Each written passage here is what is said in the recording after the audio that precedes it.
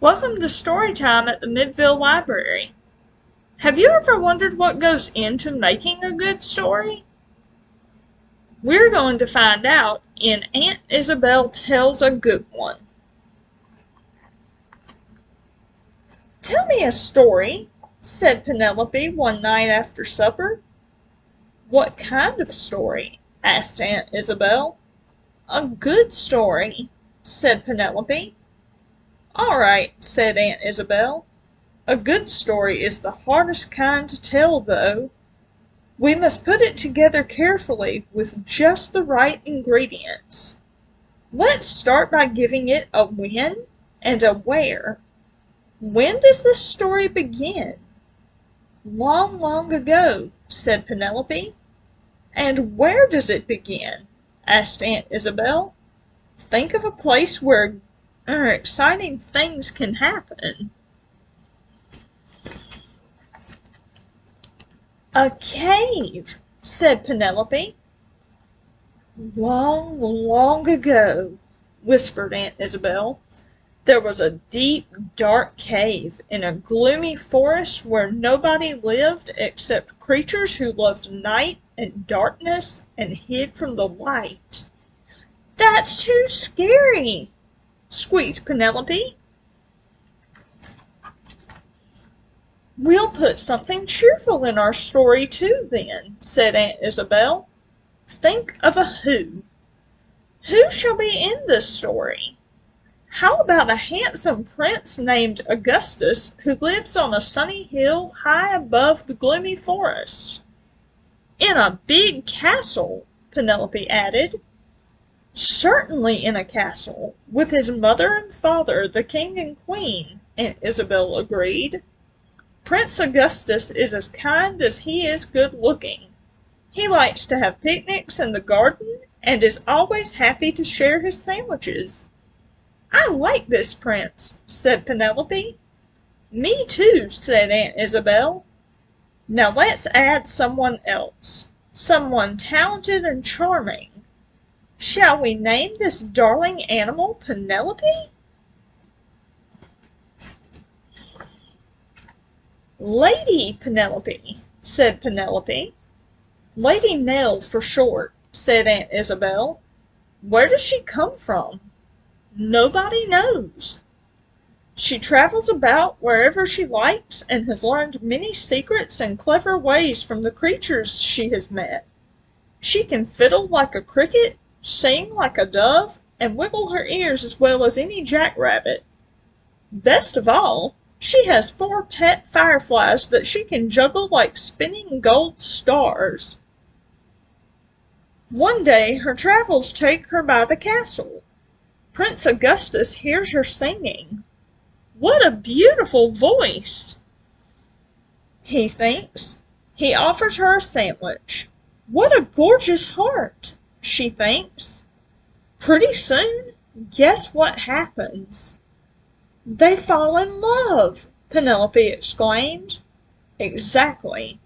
So now our story has romance in it too," said Aunt Isabel. "This story is coming out nice," Penelope said. "Too much niceness can be dull, though," said Aunt Isabel. "We'll add a problem. Listen." The king looks out from the castle and growls. "Who is that raggedy girl?" "A dreadful creature," sniffs the queen. "Can you imagine? She wiggles her ears. Most unladylike." "Not the sort of animal we want our prince to know," thunders the king. "Be gone with her." And with that they send Lady Nell away and forbid Augustus to ever speak to her again. "Isn't that sad?" asked Aunt Isabel. "I think we should leave that problem part out," grumbled Penelope. "Just wait till you hear what happens next," said Aunt Isabel, "because now we put villains into this story." Alone and sad, Augustus sits in the garden weeping onto his sandwiches. Night comes, and he still weeps. Finally, the queen goes out to scold him for being foolish. But he's gone. On the garden seat lies a note. It says, "The prince has been snatched. Give up the throne if you want him back. Signed, Odious Mole and Bad Egg Bat." Oh, how the queen weeps! Oh, how the king wails!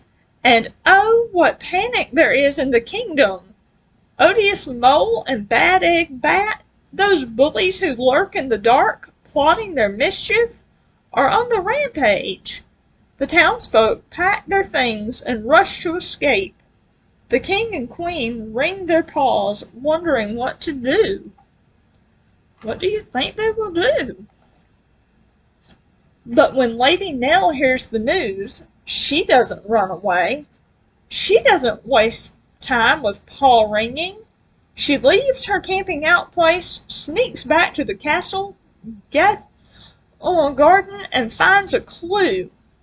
A trail of sandwich crumbs leads away from the castle and into the gloomy forest at the bottom of the hill. "Uh-oh! More scary stuff!" cried Penelope. "A little danger is good for a story," said Aunt Isabel. Lady Nell follows the trail farther and farther into the forest. At last she comes to the mouth of the deep, dark cave. Should she go inside? "No!" squeaked Penelope. "Well, someone's got to save the prince," argued Aunt Isabel. So Lady Nell marches in. There are shadows all around. The cave twists and winds. She turns a corner and sees Prince Augustus, all tied up.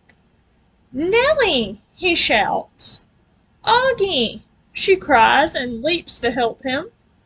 Suddenly a voice snarls, "Not so fast, my little friends!" And out rushes Odious Mole. With a sneer, he reaches toward them with his long, sharp claws. "Oh, no!" cried Penelope. "What are they going to do?" Quick as a flash, Aunt Isabel replied. Lady Nell calls her fireflies and begins to juggle. "She juggles?" cried Penelope. "Why?" "Because, you remember, she has traveled far and wide," answered Aunt Isabel, "and she has learned the secrets of creatures who hide in the darkness of caves." So up go the fireflies, and they spin and sparkle and light up the cave like bright gold stars. "Spades and shovels!" yelps Odious. "My eyes! My eyes! The light hurt my eyes! Get them away from me!" "Run, Augustus!" cries Lady Nell. "After them, Bad Egg!" snarls Odious. They're in trouble, aren't they? Down from the ceiling swoops Bad Egg Bat, squealing, "Hee hee hee! You can't stop a bat with your puny fireflies. I'll eat them up. What a treat! Hee hee!" Lady Nell and Augustus scurry into the shadows to hide, but Bad Egg screeches, "Hee hee hee! A bat can find you in the dark. I can hear where you are." "Run quietly, Augustus," whispers Lady Nell, but their paws go skitter, skitter, skitter on the floor. "Hee hee! I hear you!" squeals Bad Egg.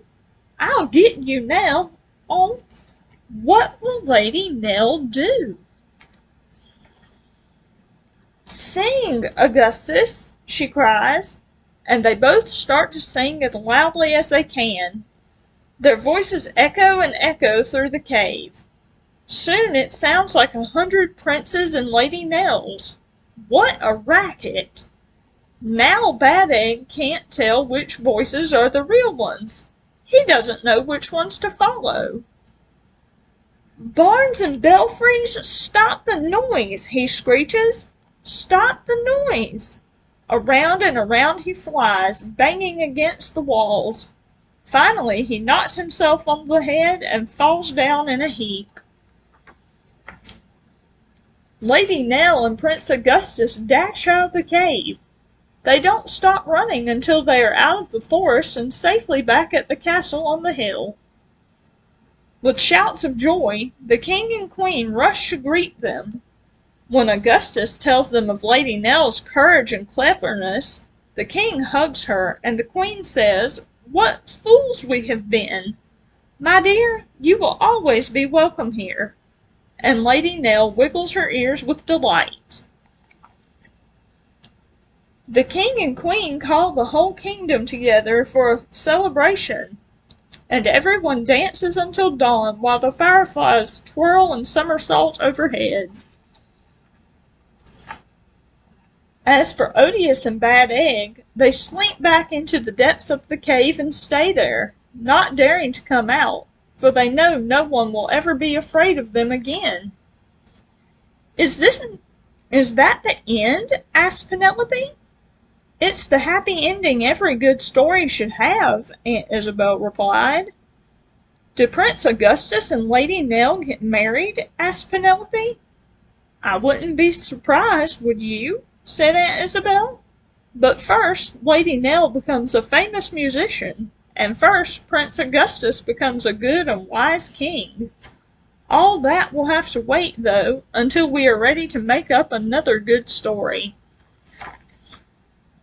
And now, my dear Penelope, it's time for you to go to bed."